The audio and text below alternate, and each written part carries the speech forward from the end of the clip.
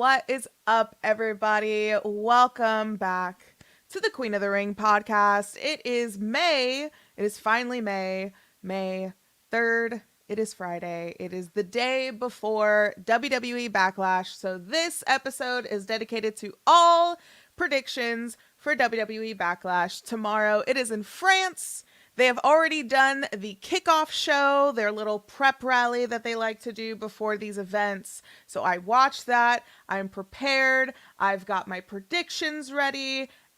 Let's get into it. I am riding solo today. So, guys, if you want to be the extra co-host, please feel free. If you're watching this on YouTube, send in some super chats. It helps support the channel. Like this video, of course. It helps me bring up into the algorithm. We're trying to get to 10K on the YouTube channel. So we're so close. We are so close. And also, if you're watching this on Twitch, please send in some bits, and I will read them out and I will put them on the beautiful big screen with me. So let's get into it. It is WWE Backlash tomorrow. We are done with the WWE Draft. I have a video coming out talking about the pros and cons, really, of the WWE Draft, especially this year. It seemed like it was a miss. I would like to hear from you guys what you thought about the WWE Draft. For me personally, it definitely could have been a little bit better. I was expecting a little bit more. I guess my expectations for the WWE Draft were a little too high. It was lackluster. I definitely agree with a lot of people in the chat saying that. It definitely was lackluster. There could have been much more shakeup in that department. There were some NXT call-ups that were that I think everyone could see that were predictable, but there was also some that were like, oh my gosh, that's really cool. That's great that these NXT talent are finally up on the main roster. But overall, the WWE Draft, it is what it is. I do want to make a video about it. I have a video coming out about that very soon. So I do have that coming up. But for now, let's get into these WWE predictions for the backlash of it all. This backlash pay-per-view, it does have some opportunities to reset some feuds, maybe reset some characters. Maybe. There might be some title changes. I definitely predict some title changes for this card. But let's get into it. Let's get to the nitty-gritty of it already.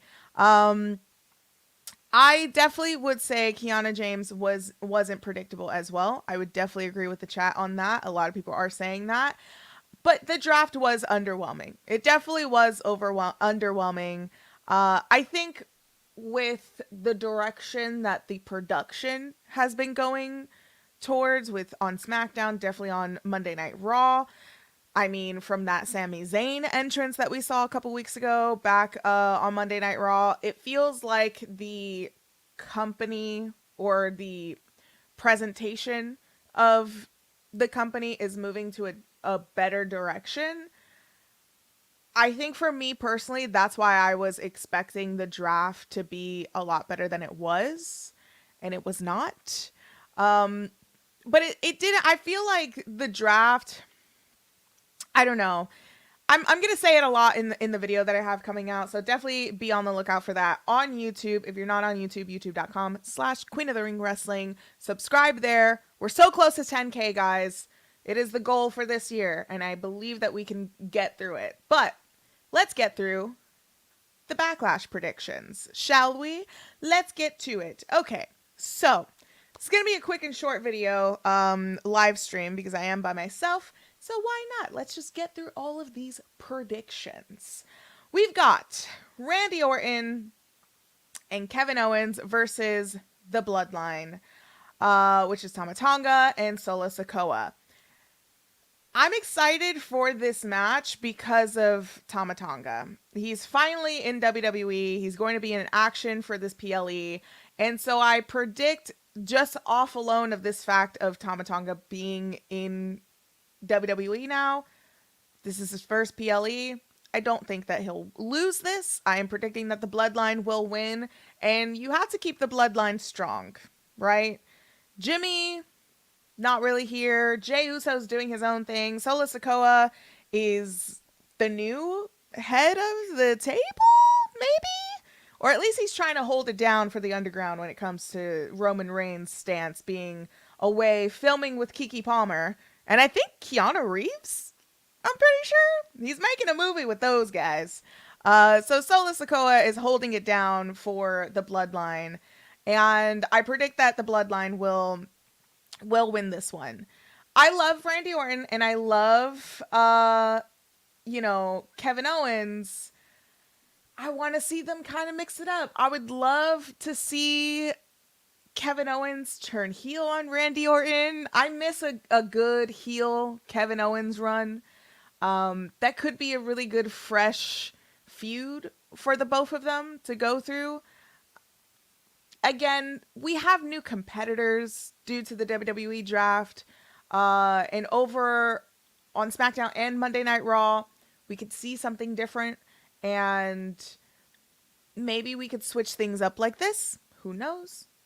Maybe. But the next match, we have the Kabuki Warriors, Asuka and Kairi versus Bianca Belair and Jade Cargill. Bianca Belair and Jade Cargill, I'm not sure if they have a tag team name, but we need to make a tag team name for them ASAP because they're going to win. Let's drop the titles to Bianca and Jade. Their momentum's very hot after WrestleMania. All of these WWE house shows that they've been doing, they have been conquering. I want again to see something mix up. Bianca and Jade are now, they're staying on SmackDown, and Damage Control are actually going to Monday Night Raw. So, if they go to Monday Night Raw, maybe they could focus on their time there. They can focus on their time with Dakota and Io, Asuka, and Kairi can do that. They're off to Monday Night Raw, and Jade and Bianca Belair carry those titles onto SmackDown. Now, if the title rule still stands, I'd love to see Bianca and Jade go to Monday Night Raw for some challengers. I'd love to see them go to NXT for some challengers as well. I think that these women can be workhorses with these titles.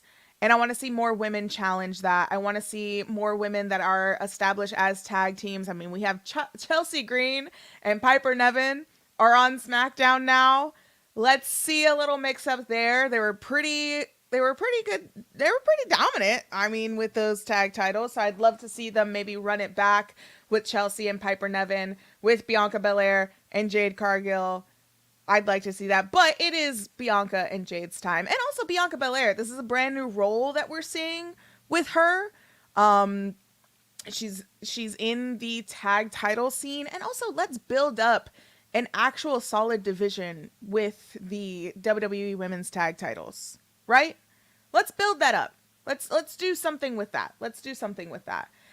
So next we have Bayley versus Naomi versus Tiffany Stratton for the WWE Women's Championship. Now, Bayley did win the championship at WrestleMania 40 against Io Sky. Damage Control are now on Monday Night Raw, so Bayley is done. She is done with that story. She has to be, right? Because now she's on SmackDown, no longer on Monday Night Raw. So she wanted to face Naomi, her friend, at Backlash for this WWE Women's. Love her. She's like, y'all are not about to have me sideline for this feud. I am participating in this, and this is now going to be a three-way. So with this match, I think the athleticism between Tiffany and Naomi is going to be outstanding for this match. This might maybe steal the show. The women in WWE almost always steal the show. So this might, but I want to see some little bit of storytelling playing up with this. Tiffany Stratton could be the instigator between Naomi and Bayley. Maybe during the match, Bayley and Naomi are friends, but Bayley might show some heel tendencies in this match. Has the potential to be a really fun one. However, it does have a potential to set up Tiffany Stratton for the Money in the Bank next month, which is going to be in Toronto. I predict that I would love to see Tiffany Stratton win the Money in the Bank, although I know we all want Chelsea Green to win it. I'd love to see Tiffany win it.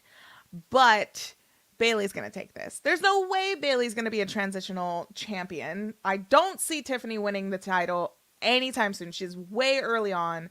Naomi, of course, I'd love Naomi to hold a championship again in WWE, but Bayley is not going to be a transitional champion. She is going to win this for sure. For sure. And I'd love to hear from you guys. What's the match that you are excited to see? Do you have any predictions as well?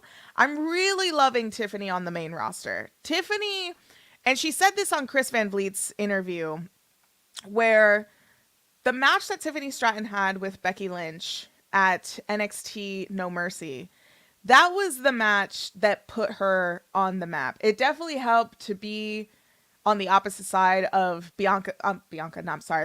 of Becky Lynch. It definitely helped Tiffany to be on the opposite side of Becky Lynch. That was a brutal match, especially with the deep cut that Becky Lynch got from that match. But that was the one that put Tiffany on the map, where it was like, I think all collectively we were like, okay, I want to see her on the main roster now. If she's going toe in toe with, at this point, a veteran. Becky Lynch is a veteran at this point on the roster. So I'm excited to see Tiffany in this. She's been so successful from the Royal Rumble to Elimination Chamber. She was fantastic. So I want to see more of her. This is going to be another match that's going to be great for Tiffany's display within her athleticism, as well as Naomi as well. But again, Bayley, would love to see it. Would love to see it. She's going to retain for sure. Next up, we have Damian Priest versus Jay Uso for the WWE World Heavyweight Championship. So Jay Uso did earn his rightful spot for this match. Damian Priest is retaining, though, right? I love Jay Uso. Love him to death. But again, I don't see Damian Priest. If Damian Priest is going to be somewhat of a transitional wrestler or transitional champion, and I feel like that's the main theme on the IWC is transitional champions. Because once the IWC learns one word, they just run with it. So with Damian Priest, he is retaining this. I don't have much to say about this match other than I'm curious of how this match will lead towards more tension with the Judgment Day and between the Judgment Day, because it seems like the foundations are slightly falling apart. Damian Priest is getting a little too arrogant for JD McDuggan, Finn Balor, and Dominic Mysterio. Dominic Mysterio, I believe, is out in injury, but he's not going to get surgery from what I last read. But it seems like the pillars are falling apart for the Judgment Day ever since Rhea has been sidelined with her injury. So they need to keep it together, because she truly, obviously, is the glue of that whole entire stable. But I think Damian is going to retain this, but I want to see if there is going to be more tension built up to this. I want to see what Damian's character will be towards the end of this match. If Judgment Day does get involved in this match, if Jay Uso is going to get any help, especially maybe from Drew McIntyre. I know Drew McIntyre is distracted with CM Punk. It's going to happen soon. Possibly SummerSlam, where we might see Drew McIntyre versus CM Punk. We might get that at SummerSlam, but I can wait for it. I'd love to see if Drew McIntyre is going to get involved in this one as well. Just have to see.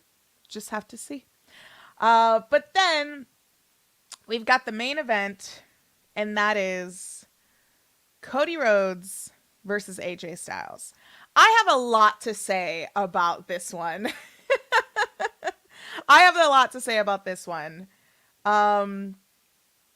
Because recently it was the anniversary of the formation of the Bullet Club. And during the WWE kickoff today, if you guys watched, AJ Styles acknowledged it. He said, "Happy anniversary." Cody Rhodes tried to too sweet AJ Styles. He didn't. But he did too sweet Michael Cole. And I love that. Love of Michael. Listen, I'm a coal miner. Okay? I am a coal miner through and through. I hope you guys are as well. Let me know in the chat if you guys are. But I am a coal miner. So to see Michael Cole get that little too sweet moment with Cody, I loved it. It was too sweet. I loved it. It was amazing. But this is the first time that they are facing off. They are facing off for the WWE Championship. Undisputed WWE World blah blah blah Championship. I don't know what we're calling it these days. Undisputed WWE. Cody finishing his story title championship. But this, I want callbacks.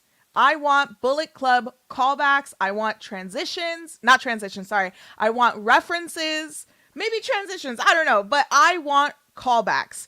I need to see a Bullet Club-esque match between these two.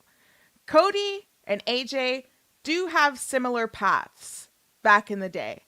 AJ made a name for himself outside of WWE, and Cody Rhodes did make a name for himself outside of WWE as well. I mean, he did well while he was in the company for a while. I love Stardust. I own a Stardust shirt. Everyone is a huge Stardust fan.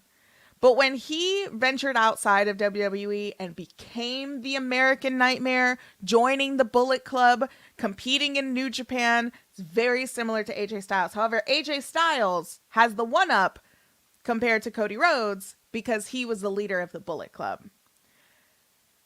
I need to see how wild this match gets with all of the Bullet Club flair within this match. I need it. I feel like you have to. It's not a coincidence, I feel, right? Like, it's the universe sending us signals that we need this. It is the week of the anniversary of Bullet Club. We've got two major players within the Bullet Club now in WWE. I would love to see it. I would love to see, like, I don't know, this is like a moment, right? This is a time capsule moment. You kind of can't write some of this stuff. And I think it's a gold mine that they're sitting on with an incredible match that they could have at Backlash. This card for Backlash, it's not the most exciting card. I'll say that.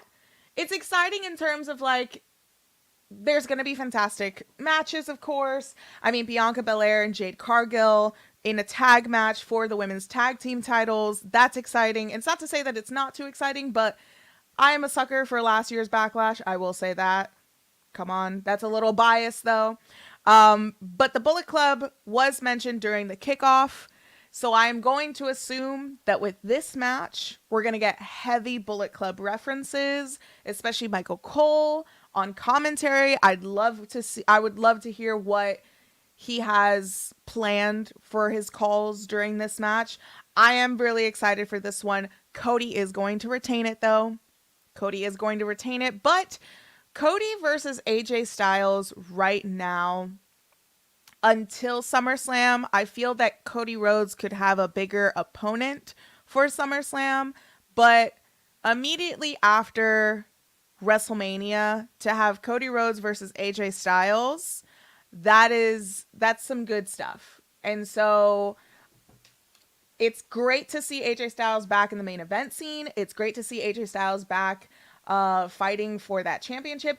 It was 6 years, I believe, since he was last champion, and he won the championship at Backlash a couple of years ago.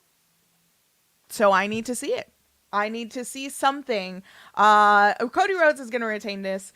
AJ Styles is not going to win this match, but I think we all are going to win. This has so much potential. Cody Rhodes tells a really great story in the ring. AJ Styles, I mean, he's phenomenal, right? He's a fantastic competitor. He's so athletic. He's so talented. This has to be the match of the night. They have to just let them pull the trigger, right? Right? They have to. I think they have to.